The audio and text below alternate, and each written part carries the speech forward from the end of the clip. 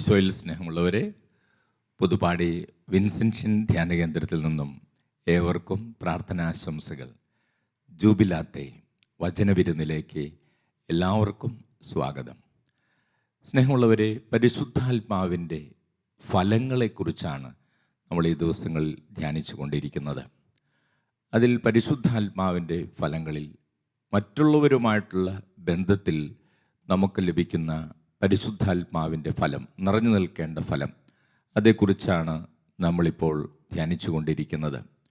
അതിൽ നമ്മൾ ദീർഘക്ഷമയെക്കുറിച്ച് നമ്മൾ ധ്യാനിച്ചു, ദയയെക്കുറിച്ച് നമ്മൾ ധ്യാനിച്ചു.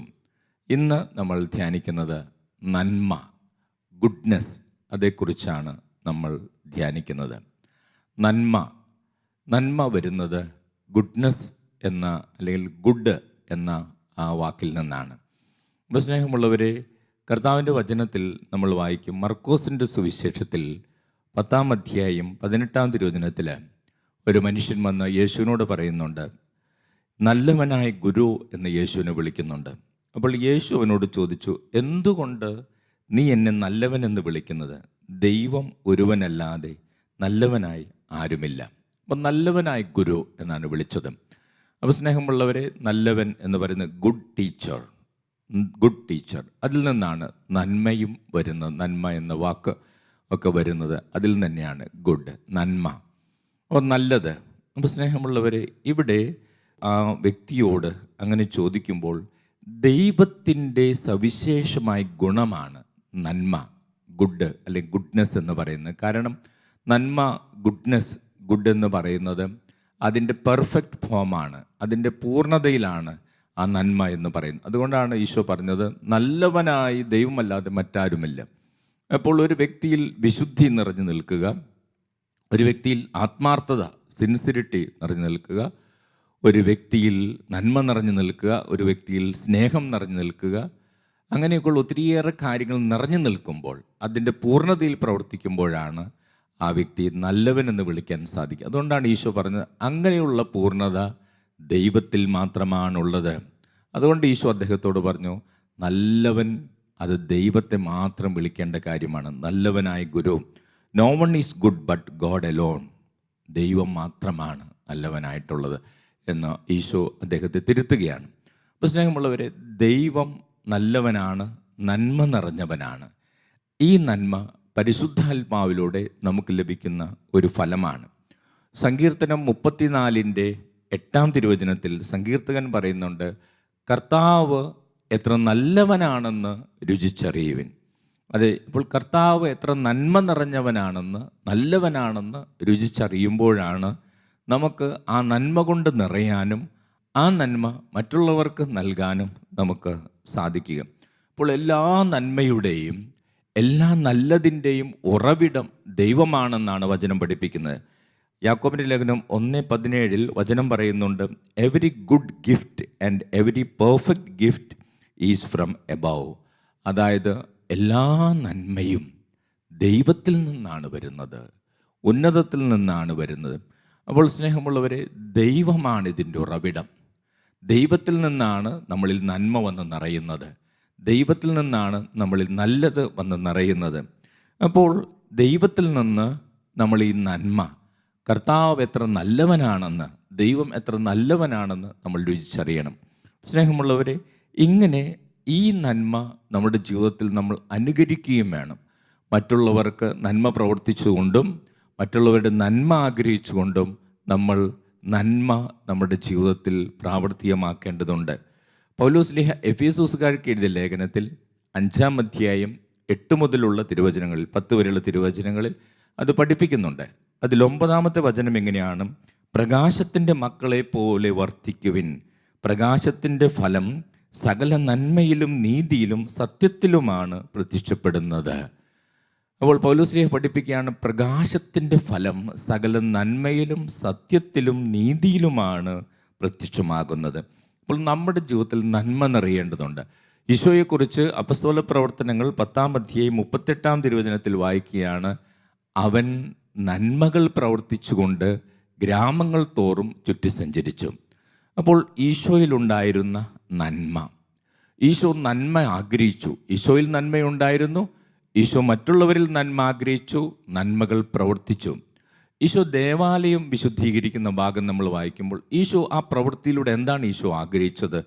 ദേവാലയം വിശുദ്ധീകരിച്ചപ്പോൾ അവിടെ ഒരു ഷോ കാണിക്കുക എന്നുള്ളതായിരുന്നില്ല, അല്ലെങ്കിൽ ഈശോയുടെ കോപം പ്രകടിപ്പിക്കുക, അതായിരുന്നില്ല ഈശോയുടെ ലക്ഷ്യം. ഈശോയുടെ ലക്ഷ്യം ദേവാലയം വിശുദ്ധീകരിക്കുമ്പോൾ പാപികൾക്കും വിജാതീയർക്കും പാവപ്പെട്ടവർക്കും പ്രാർത്ഥിക്കാനുള്ള സ്ഥലം ലഭിക്കും, അവസരം ലഭിക്കും. അതോടൊപ്പം മറ്റവർ ചെയ്യുന്ന തിന്മ, തെറ്റ് തിരുത്തി അവരെ നല്ലൊരു വഴിയിലേക്ക് കൊണ്ടുവരാനും പ്രാർത്ഥിക്കുവാൻ അവരെ പ്രേരിപ്പിക്കുവാനും സാധിക്കും. അപ്പോൾ ഈശോയുടെ ആത്യന്തികമായ ലക്ഷ്യം നന്മയായിരുന്നു. സ്നേഹമുള്ളവരെ, ഈശോ ഫരിസേയരെയും നിയമജ്ഞരെയൊക്കെ വിമർശിച്ചപ്പോൾ, അല്ല അവർക്കെതിരായിട്ട് പല കാര്യങ്ങളും സംസാരിച്ചപ്പോഴും ഈശോയുടെ ലക്ഷ്യം എന്താണ്? അതിലൂടെ നന്മയുണ്ടാകണം, അവർക്ക് മാനസാന്തരം വരണം, അവർ ഈ നാശത്തിൻ്റെ വഴി ഉപേക്ഷിക്കണം. അതായിരുന്നു ഈശോയുടെ ലക്ഷ്യം. അപ്പോൾ ഈശോ നന്മ നിറഞ്ഞവനായിരുന്നു. ഈശോ മറ്റുള്ളവരിലെ നന്മ ആഗ്രഹിച്ചവനുമായിരുന്നു. ഈ നന്മ കൊണ്ട് നമ്മുടെ ഓരോരുത്തരുടെയും ജീവിതം നിറയേണ്ടതുണ്ട്. അപ്പോൾ ഈശോയുടെ ജീവിതത്തിൽ നിറഞ്ഞു നിന്നിരുന്ന ഈ ഗുണമാണ്, നന്മ എന്ന ഗുണമാണ് നമ്മുടെ ഓരോരുത്തരുടെയും ജീവിതത്തിൽ വന്ന് നിറയേണ്ടത്. ഈ നന്മ നിറയാൻ, ഈ ഗുഡ്നെസ് നമുക്ക് ലഭിക്കുവാൻ നമ്മൾ ഓരോരുത്തരും ഈശോയോട്, പരിശുദ്ധാത്മാവിനോട് പ്രത്യേകമായിട്ട് പ്രാർത്ഥിക്കേണ്ടതുണ്ട്. അപ്പോൾ ഈശോ നന്മകൾ ചെയ്ത് പ്രവർത്തിച്ച് മുമ്പോട്ട് പോയതുപോലെ പോകുവാൻ നമുക്കും സാധിക്കേണ്ടതുണ്ട്. പൗലോസ് ലീഹ തെസ്സലോനിക്കക്കാർക്ക് എഴുതിയ ലേഖനത്തിൽ, 1-ാം ലേഖനത്തിൽ 5-ാം അധ്യായം 17-ാം തിരുവചനത്തിൽ പറയുകയാണ്, ആരും ആരോടും തിന്മയ്ക്ക് പകരം തിന്മ ചെയ്യാതിരിക്കാനും തമ്മിലും എല്ലാവരോടും സദാ നന്മ ചെയ്യാനും ശ്രദ്ധിക്കുവിൻ. പൗലോസ് ലീഹ പറയാണ്, എപ്പോഴും നന്മ ചെയ്തുകൊണ്ട് പ്രവർത്തിക്കുവാൻ ശ്രദ്ധിക്കണം. ഗലാത്യക്കാർക്ക് എഴുതിയ ലേഖനത്തിൽ 6-ാം അധ്യായം 9-ാം തിരുവചനത്തിൽ പൗലോസ് ലീഹ ഇപ്രകാരം പഠിപ്പിക്കുകയാണ്, നന്മ ചെയ്യുന്നതിൽ നമുക്ക് മടുപ്പ് തോന്നാതിരിക്കട്ടെ.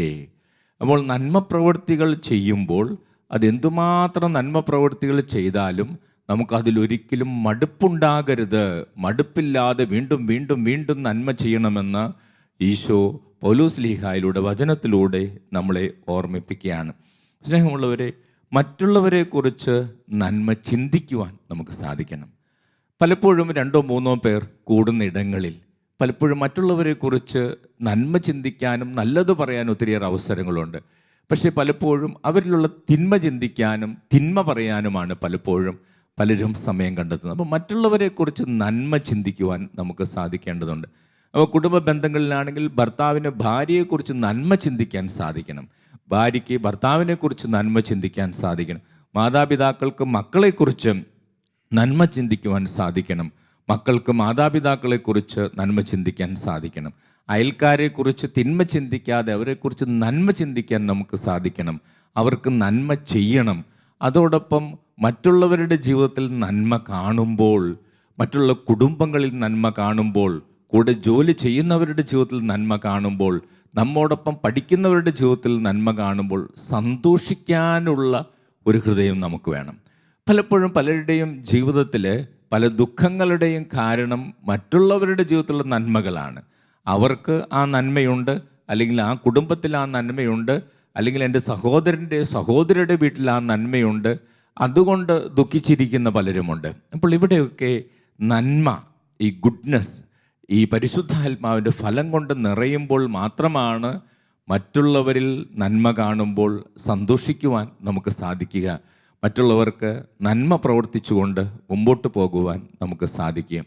സ്നേഹമുള്ളവരെ, അതോടൊപ്പം നമ്മുടെ ജീവിതത്തിൽ നമ്മുടെ ആലോചനകൾ, ചിന്തകളിലൂടെയൊക്കെ നമ്മൾ കടന്നു പോകുമ്പോൾ മറ്റുള്ളവരെക്കുറിച്ച് നല്ലത് ചിന്തിക്കുവാൻ, നന്മ നിറഞ്ഞ കാര്യങ്ങൾ ചിന്തിക്കുവാൻ നമുക്ക് സാധിക്കട്ടെ.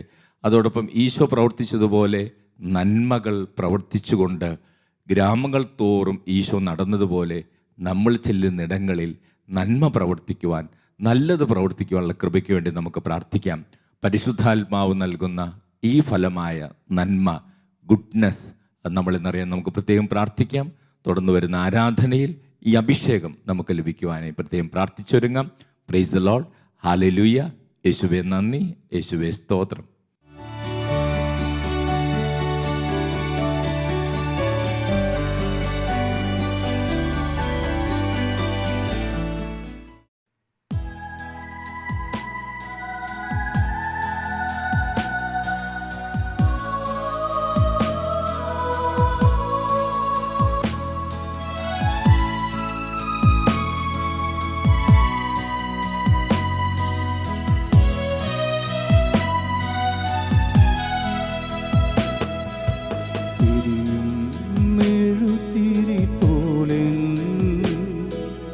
ഹൃദയം ഉരുകും നേരം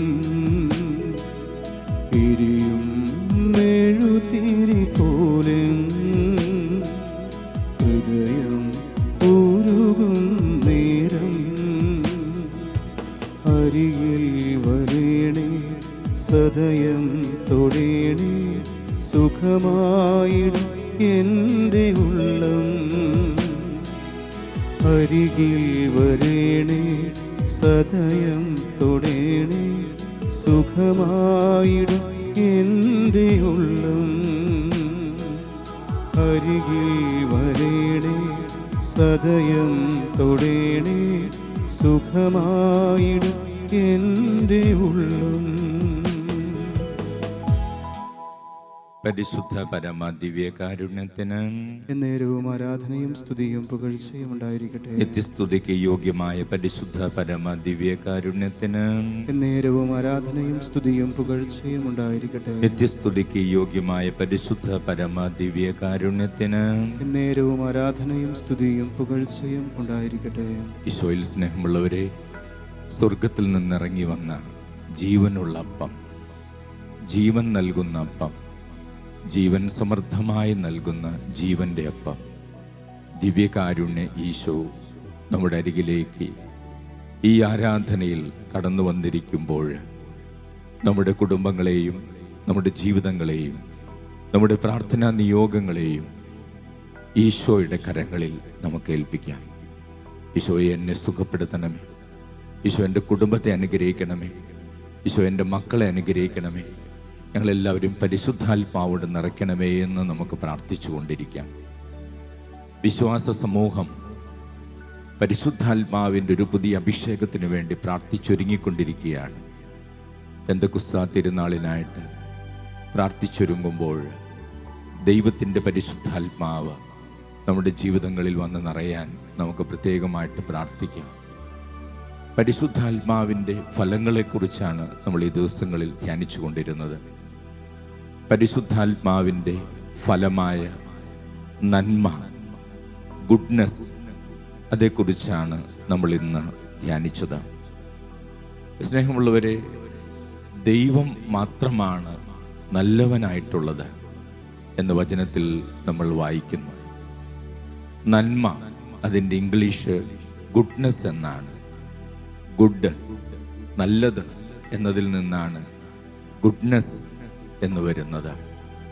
അപ്പോൾ സ്നേഹമുള്ളവരെ, കർത്താവ് എത്രയോ നല്ലവനാണെന്ന് നിങ്ങൾ രുചിച്ചറിയുവൻ. സങ്കീർത്തനം 34:8 തിരുവചനത്തിൽ സങ്കീർത്തകൻ നമ്മോട് പറയുകയാണ്, ദൈവം എത്ര നല്ലവനാണെന്ന്, ദൈവം എത്ര നന്മയാണെന്ന് രുചിച്ചറിയുവൻ. സ്നേഹമുള്ളവർ, തുടർന്നുള്ള വചനങ്ങളിലൂടെ നമ്മൾ കടന്നു പോകുമ്പോൾ എല്ലാ നന്മകളുടെയും ഉറവിടം ദൈവമാണ് എന്ന കർത്താവിൻ്റെ വചനം നമ്മൾ ഓർമ്മിപ്പിക്കുകയാണ്. ഈ നന്മ നമ്മുടെ ഓരോരുത്തരുടെയും ജീവിതത്തിൽ പരിശുദ്ധാത്മാവിലൂടെ നമുക്ക് ലഭിക്കുന്നു.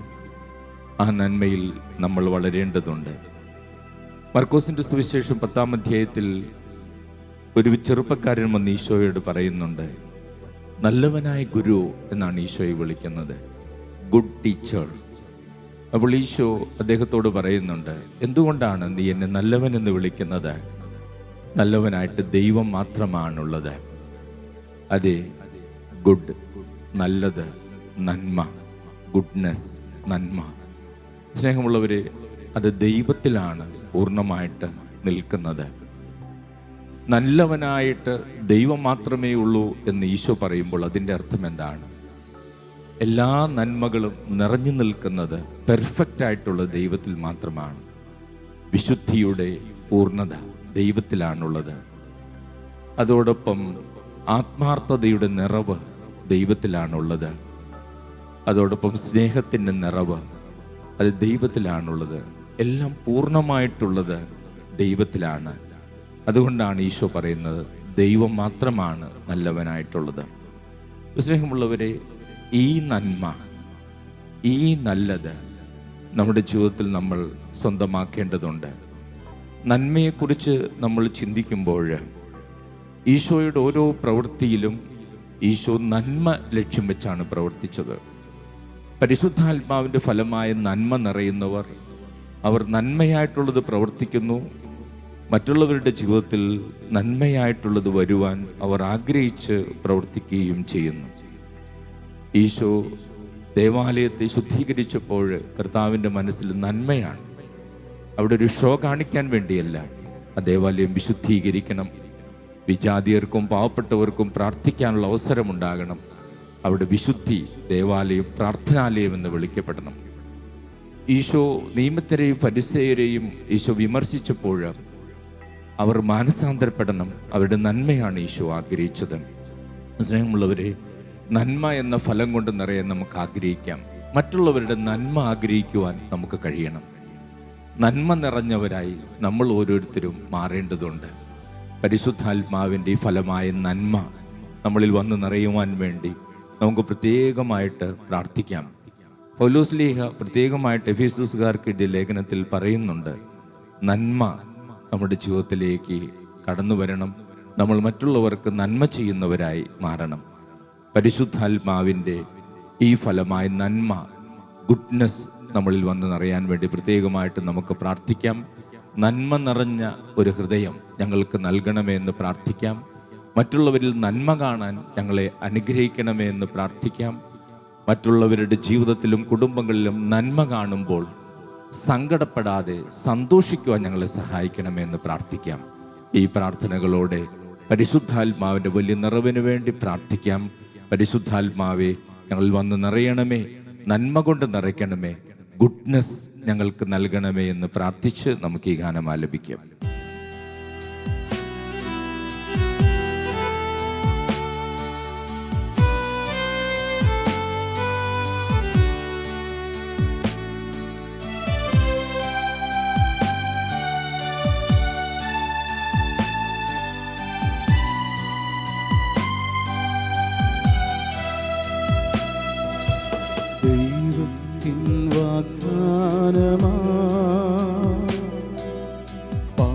പാവനാത്മാവേ വരൂ, ആശ്വാസദായകനേ,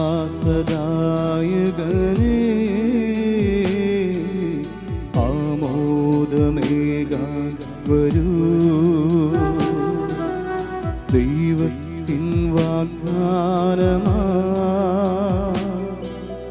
പാവനാത്മാവേ വരൂ, ആശ്വാസദായകനേ,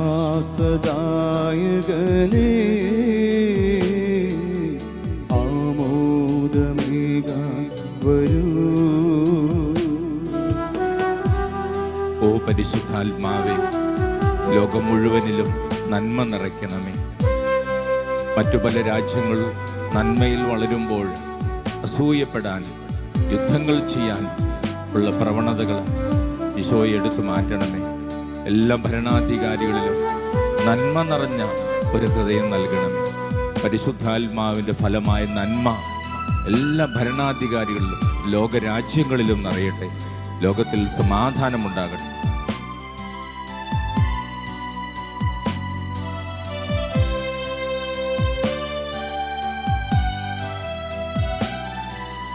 നിത്യം കൂടെയിരിക്കും സത്യത്തിൻ ആത്മാവു നീ, നിത്യം കൂടെയിരിക്കും സത്യത്തിൻ ആത്മാവു നീ. എന്നിൽ നിറഞ്ഞു എന്നും വസിക്കാൻ ഉന്നത ഗാനമേവാ. എന്നിൽ നിറഞ്ഞു എന്നും വസിക്കാൻ ഉന്നത ഗാനമേവാ. ദൈവത്തിൻ വാഗ്ദാനമാ പാവനാത്മാവേ വരൂ, ആശ്വാസദായകനേ,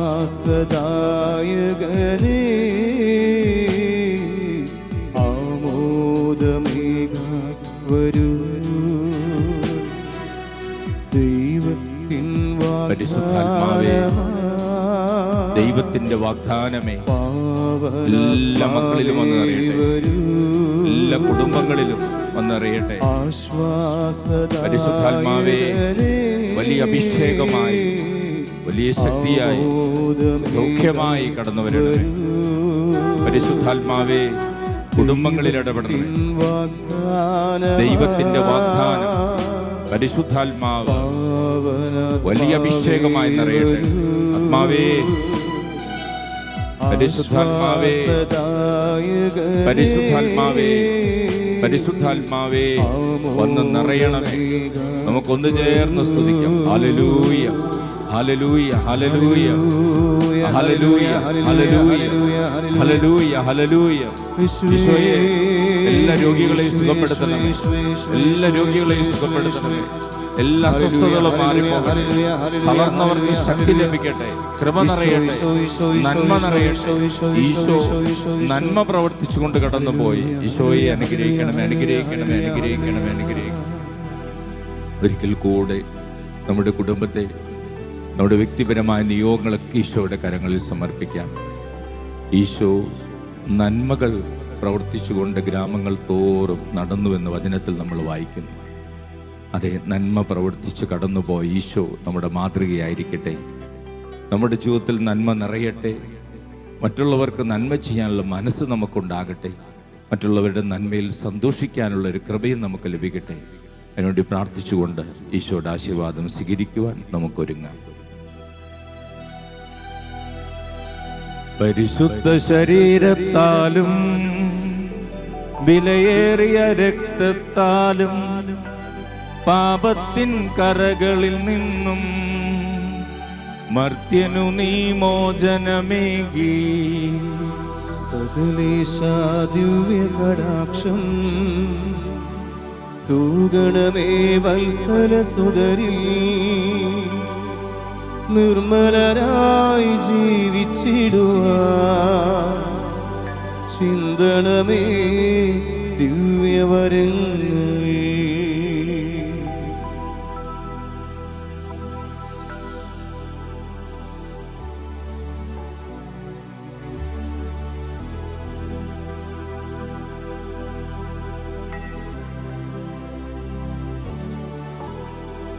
പരിശുദ്ധ പരമ ദിവ്യകാരുണ്യത്തിന് എന്നേരവും ആരാധനയും സ്തുതിയും പുകഴ്ചയും ഉണ്ടായിരിക്കട്ടെ.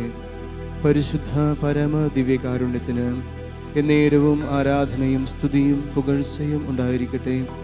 പരിശുദ്ധ പരമ ദിവ്യകാരുണ്യത്തിന് എന്നേരവും ആരാധനയും സ്തുതിയും പുകഴ്ചയും ഉണ്ടായിരിക്കട്ടെ.